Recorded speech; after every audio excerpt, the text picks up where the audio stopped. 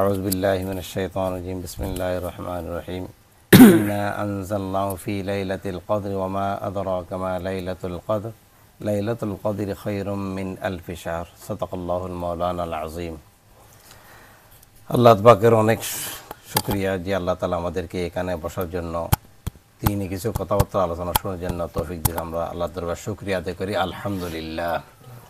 আজকে রমজান চলতেছে 26শে রমজান। 26 শেষ হওয়ার পরে যখন আসবে 27শে রমজান, হাসিও না, 27শে রমজান এই রাত আসবে, এটা 27 রমজানের রাত। এখন এখানে আমি একটা আয়াত চলছে সূরা, এটার নাম হলো সূরাতুল কদর। ওখানে লাইলাতুল কদর সম্পর্কে এই আলোচনা করছে আল্লাহ তাআলা। এখন লাইলাতুল কদরটা কখন হবে, এটা কোথা থেকে আসছে, এটার মর্যাদা কি, লাইলাতুল কদর কখন হবে এটা কোনো নির্দিষ্ট, কেউ বলেছে এটা পুরো রাত, পুরো বছরের মধ্যে যেখানে একদিন হইতে পারে, বুঝছো কথা, পুরো বছরের মধ্যে।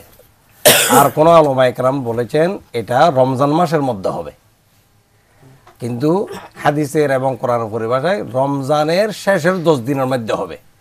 শেষের 10 দিনের মধ্যে বেজোরা রাতের মধ্যে শবে কদরটা হবে।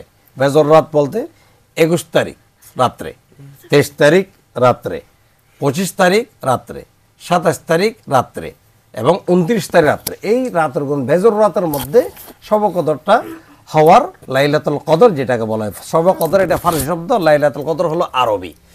এই সবের মধ্যে হওয়ার সম্ভাবনা বেশি।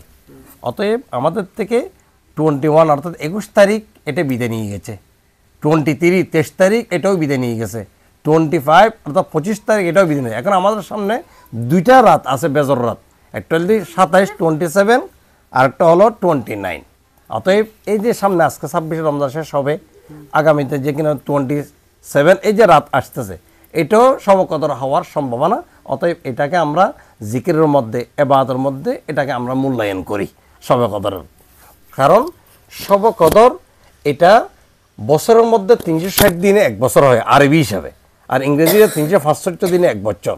তো আরবি 360 দিনের এক বছরের মধ্যে 60টা রাত, 360 দিনের মধ্যে 360টি রাত আছে, তার মধ্যে 60টি রাত হলো বড়, লাইলাতুল কদর একটা, লাইলাতুল বরাত 2টা, লাইলাতুল জুমা 3টা, দুনি ঈদের রাত লাইলাতুল ঈদাইন, এই 60টা রাত বড়। 4 রাতের মধ্যে আবার লাইলাতুল কদর হলো সবার চেয়ে বড়, ওনার দাম এটা। এই জন্য এই রাতের মধ্যে ইবাদত করি যারা পাবে, এটা কিনা ভাই অনেক মূল্যবান। রইল এখন প্রশ্ন তোমাদের, বুঝছো আমার কথা? তাহলে 4টা বছর কয়টা রাত বড় বলো, বছরে কয়টা রাত? 60টা রাত। তার মধ্যে 60টার মধ্যে আবার বড় কোনটা? লাইলাতুল কদর, যেটা বললাম 26 বেজর রাতের মধ্যে। তাহলে আজকেও 26 রমজান সামনের রাতের মধ্যে কিনা হওয়ার সম্ভাবনা আছে। যেমন আমরা তাহলে চেষ্টা করবো যে ইবাদত করে, জিকির করে, কোরআন এটা করি, এটা যেন আমরা মূল্যায়ন করি, ঠিক আছে? এখন রইল এই লাইলাতুল কদর যেটা আছে, এটার নাম হয় 26 তারিখের, এটা কোথা থেকে আসছে, এটা আমাদের কেন দিছে, এটার সঙ্গে করে বলি। লাইলাতুল কদরটা এটা আমাদের নবী করিম সাল্লাল্লাহু আলাইহি ওয়াসাল্লামের জন্য বৈশিষ্ট্য, অন্য আগের কাউকে দেয় নাই। আমাদের নবী করিম সাল্লাল্লাহু আলাইহি ওয়াসাল্লামকে এই লাইলাতুল কদর দিছে। কেন? আমাদের নবী করিম সাল্লাল্লাহু আলাইহি ওয়াসাল্লাম একদিন বসে বসে চিন্তা করতেছে যে আমার আগের যতগুলো আমাকে রাসূলুল্লাহ, আমাদের নবী হলো সর্বশ্রেষ্ঠ সমস্ত নবীর থেকে। আমাদের নবীকে যে ইসলাম ধর্ম দিছে এটা সর্বশ্রেষ্ঠ ধর্ম। আমাদের নবীকে যে গ্রন্থ আল কোরআন দিছে এটা সর্বশ্রেষ্ঠ গ্রন্থ। নবীর উম্মতগুলো সমস্ত উম্মত থেকে আমাদের নবী মুহাম্মদ সাল্লাল্লাহু আলাইহি ওয়াসাল্লামের উম্মতগুলো শ্রেষ্ঠ। কিন্তু হুজুর সাল্লাল্লাহু আলাইহি ওয়াসাল্লাম চিন্তা করলো যে আমার উম্মতের হায়াত হলো, আমার উম্মতি মা বাইনা ওয়াসিত্তিন, আমাদের নবী, আমার উম্মতের অধিকাংশ মানুষের হায়াত হবে 60 এবং 70 মাঝখানে। এখন আমার উম্মতের হায়াত হবে কম, কিন্তু আর আগের উম্মতের হায়াত পাইছে 1000 বছর, 900 বছর, 950 বছর, 500 বছর, 300 বছর।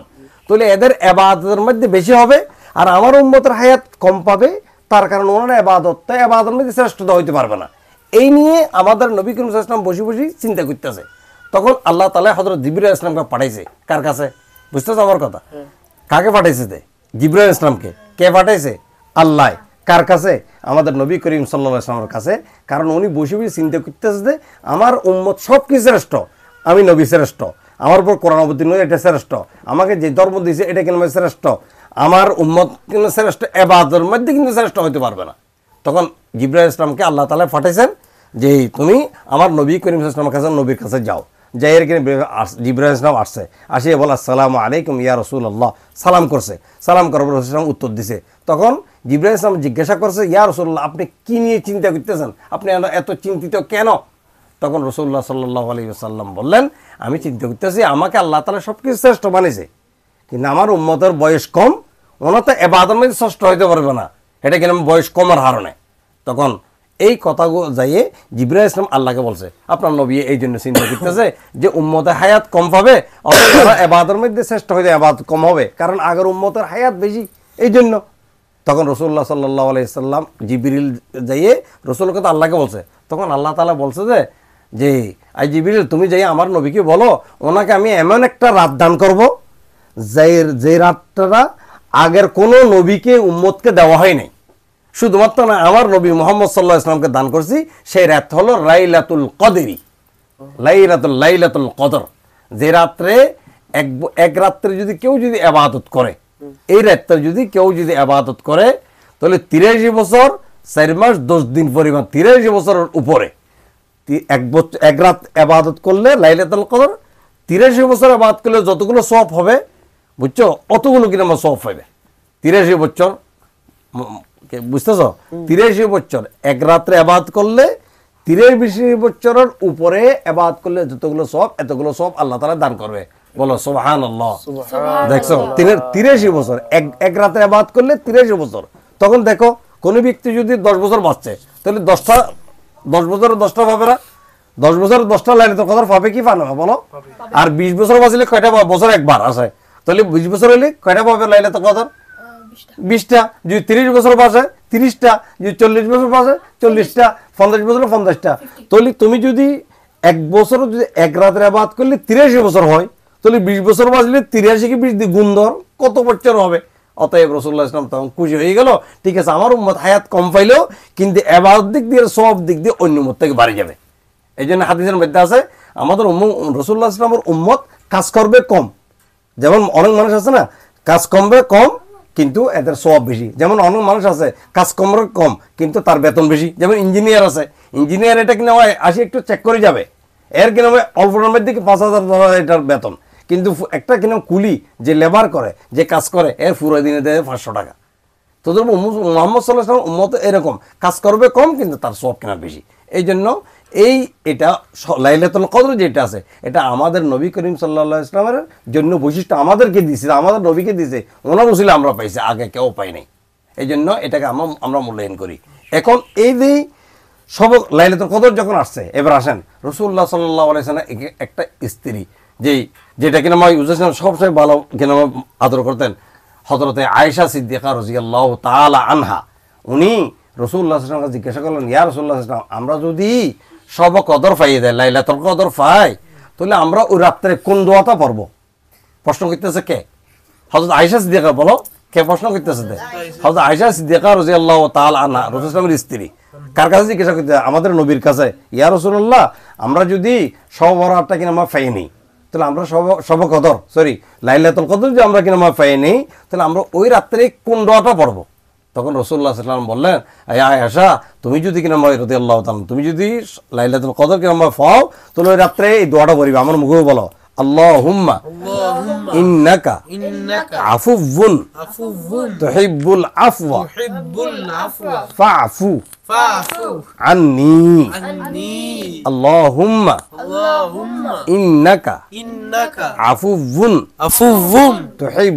তুহিব্বুল আফওয়া ফাআফু আন্নী। আল্লাহুম্মা ইন্নাকা আফুউন তুহিব্বুল আফওয়া ফাআফু আন্নী। এই দোয়া পড়বে। এই দোয়াটা রাসূলুল্লাহ রাসূলুল্লাহ হযরত আয়েশা শিক্ষা দিয়েছে, ওনার মাধ্যমে আমরা পাইছি। এই জন্য এই দোয়াটা আমরা যখন সবকত বেজর রাতের মধ্যে আমরা নামাজ পড়বো, আমরা কোরআন শরীফ তেলাওয়াত করব, জিকির করব, এই দোয়াটা পড়বো। আর কাছে বেশি যদি কবরস্থান থাকে, হ্যাঁ না, বা কবরস্থান মাঠে জিয়ারত করলে এটা নিজের জন্য সওয়াব। এটা ইনশাল্লাহ আমরা করবো তো সবাই ইনশাল্লাহ। তাহলে আমরা কিরকম হয় কি করবো, ওই দিন দূরাদূরি করবো না, গাড়ি নিয়ে ঘুরবো না, আড্ডা করবো না, মোবাইল দেখবো না আমরা ওই দিন সব বেজর রাতগুলোর মধ্যে, বিশেষ করে ঈদের মধ্যে এটা আমরা আজে কাজ বাজে কাজের মধ্যে আমরা সময় ব্যয় না করি, ভালো কাজের মধ্যে, জিকিরের মধ্যে, নামাজের মধ্যে, কোরআন শরীফ তেলাওয়াতের মধ্যে, দরুদ শরীফের মধ্যে, বিশেষ করে যেই দোয়াটা হযরত আয়েশা সিদ্দিকা রাদিয়াল্লাহু তাআলার মাধ্যমে আমাদের কাছে আসছে, ওই দোয়াটা আমরা কিন্তু নিজে শিখি এবং পড়ি, অপর যারা জানে না তাদেরকে শিখে এবং পড়ার জন্য বলি, সওয়াব পাবে। ঠিক আছে, আবার বলি, আমরা বলি আল্লাহুম্মা ইন্নাকা আফুউন তুহিব্বুল আফওয়া ফাআফু আন্নি আল্লাহুম্মা ইন্নাকা আফুউন তুহিব্বুল আফওয়া ফাআফু আন্নি। ঠিক আছে, তাহলে এই যে আজকে 26শে রমজান এটা শেষ হয়ে হ্যাঁ শেষ হওয়ার পরে তাহলে সামনে যে রাত আসবে, এটা রাতটা হবে 27শে রমজানের বেজর রাত। অতএব এইটা মধ্যে সব লাইলাতুল কদর হওয়ার সম্ভাবনা আমরা এটা কিরকমভাবে পালন করি। এবং এরপর 29 তারিখ আছে। আল্লাহ তাআলা সবাইকে আমাদেরকে বুঝার এবং আমল করার তৌফিক দান করুক। আমিন। আসসালামু আলাইকুম ওয়া রাহমাতুল্লাহি ওয়া বারাকাতুহু।